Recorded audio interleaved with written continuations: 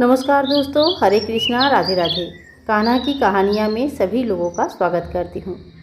दोस्तों, कान्हा जी भी ऐसे ऐसे लीलाएँ करते हैं जो कि हम सोच भी नहीं पाते हैं।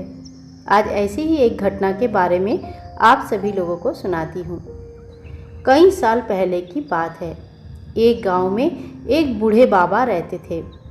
बूढ़े बाबा बहुत ही ज़्यादा कान्हा जी की भक्त थे। हमेशा कान्हा जी की भक्ति में लीन रहते थे। बूढ़े बाबा एक समय उनकी परिवार भी हुआ करता था, पर धीरे धीरे सभी लोग चले गए। अब बचे दो बेटे जो कि बाहर रहते हैं और बाहर ही उनकी शादी भी हुआ है, बाहर ही रहते हैं। गांव तो कभी कभार आ गए तो आ गए, पिछले कई सालों से तो नहीं आए हैं। कुल मिलाकर यही हुआ था कि बूढ़े बाबा आज के डेट में बिल्कुल अकेले हो गए थे। परंतु उनको कभी ऐसा नहीं लगता था। उनको लगता था हमेशा कान्हा जी उनके साथ है, उनके पास है। एक बार बूढ़े बाबा का तबीयत बहुत बिगड़ गई। घर में कोई था नहीं। अब अपने बेटे को उन्होंने टेलीग्राम करवाए कि बेटा, तबीयत बहुत ख़राब हो रही है, एक बार लास्ट आ जाओ ताकि एक बार हम तुम लोगों को देख पाए। परंतु वो टेलीग्राम पहुंचा कि नहीं पहुंचा, या तो फिर पहुंचने के बाद भी बच्चे आए कि नहीं आए, ऐसा हो गया कि कोई आया ही नहीं। बूढ़े बाबा 1 दिन 2 दिन 3 दिन इंतज़ार कर रहे थे सोए सोए। कोई भी पड़ोस के लोग आके 1-2 बार खाना दे के जाते थे, पर बूढ़े बाबा का अभी उठने की हिम्मत भी नहीं थी। ऐसी हालत में वो पड़े पड़े कान्हा जी की याद कर रहे थे। मन ही मन कान्हा जी को कह रहे थे, कान्हा जी, एक बार बच्चों से मिलवा दो, फिर मैं खुशी खुशी तुम्हारे धाम चला जाऊंगा। मुझे किसी बात का अफसोस नहीं रहेगा, ना मैं माया के बंधन में बांधूंगा। मन ही मन ऐसा सोच रहे थे और दोनों आंखों से आंसू आ रहा था। शायद बूढ़े बाबा का इस दुर्दशा पे कान्हा जी को भी तरस आ गया। उनके घर में जो कान्हा जी के एक सुंदर सी फ़ोटो थी, क्योंकि वो इतने बूढ़े हो चुके थे, वो विग्रह सेवा नहीं कर पाते थे, इसीलिए उन्होंने कान्हा जी की एक बड़ी सी फ़ोटो घर पर लगा के रखा था, जिनकी तरफ देख देख के वो मन की सभी इच्छाएं बोलते थे।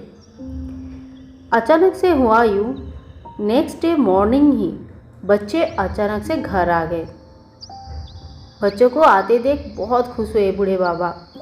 बोले, अब तो कोई चिंता नहीं, अब मुझे इस धाम को छोड़कर परलोक गमन करने में कोई दुख नहीं है। मैंने एक बार बच्चों को सबको देख लिया है। पर बच्चों ने जो कहा वो सुन के बूढ़े बाबा बड़ा अबाक हुआ। बच्चों ने कहा, पापा, आपने जो है हमें टेलीग्राम किया था।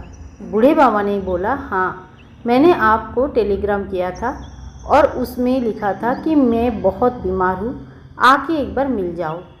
पर तुम लोगों का किसी का कोई खबर नहीं मिलने से मुझे ऐसा लगा कि शायद तुम लोग नहीं आओगे। खूब अवाक होकर सुनते हुए लड़के ने बताया, नहीं बाबा, उस टेलीग्राम में ऐसा नहीं लिखा था। उस टेलीग्राम में लिखा था कि हमारे यहाँ पे जितनी ज़मीन जायदाद है वो हमारे नाम होगा, इसीलिए आपका रहते रहते यहाँ हमारा आना ज़रूरी है, नहीं तो आगे चल के हमें कोई ज़मीन नहीं मिलेगी। जिस लड़के ने टेलीग्राम लिख के दिया था वो भी उस वक्त वहीं पे मौजूद था। कह रहा है कि नहीं, हमने अपने हाथों से टेलीग्राम लिखा था और ऐसा हमने कुछ नहीं लिखा था। तो फिर ऐसा लीला किसने किया? बूढ़े बाबा अपने कान्हा जी के तरफ देखते हुए आंसू भरी आंखों से बोला, कान्हा जी, मिलवाने के लिए बच्चों से आपने क्या क्या लीला जो करते हैं। बच्चों को ज़मीन जायदाद तो मिल गई, बच्चे भी खुश हो गए, परंतु बूढ़े बाबा का जो लास्ट इच्छा था मरने से पहले, वो कान्हा जी ने पूरी कर दी। कान्हा जी को भी शायद पता था ये स्वार्थी बच्चे, पापा का तबीयत खराब है, जाके मिलना चाहिए, पिताजी है हमारे, ये गुण तो उसमें है नहीं, सिर्फ लोभ से ही शायद वो आ जाए। शायद कान्हा जी भी समझ गए थे कि स्वार्थी दुनिया में स्वार्थ के बिना कुछ नहीं होता है, और इसीलिए जब उनके स्वार्थ का लालसा दिया गया तब वो आ गए। लेकिन क्या ये सही था? क्या सिर्फ स्वार्थ के लिए ही अपने पिता माता से प्यार करना चाहिए? क्या उनको इस बात का कोई आगे चल के इसका कोई फल नहीं होगा। दोस्तों, एक बात मैं आप सभी को बताती हूँ, सब समय समय की बात होती है। आज जो चीज़ ऊपर है कल वही नीचे भी आता है। मौसम की तरह हर चीज़ बदलता है। आज का जो समय है वो कल भी बदलता है। आज हम यंग हैं, कल हम बूढ़े भी हो जाएंगे। आज बूढ़े बाबा का जो हालत है हो सकता है कल हमारा भी हो जाए। इसीलिए जीवन में कभी भी अच्छे काम करना। कैसे भी सिचुएशन में रहोगे, भगवान आपका साथ देगा और भगवान आपके सभी मनोकामनाएं पूरी करेंगे। लेकिन गलत रास्ते में जो रहते हैं उनका भी वैसी हिसाब से फल मिलते हैं।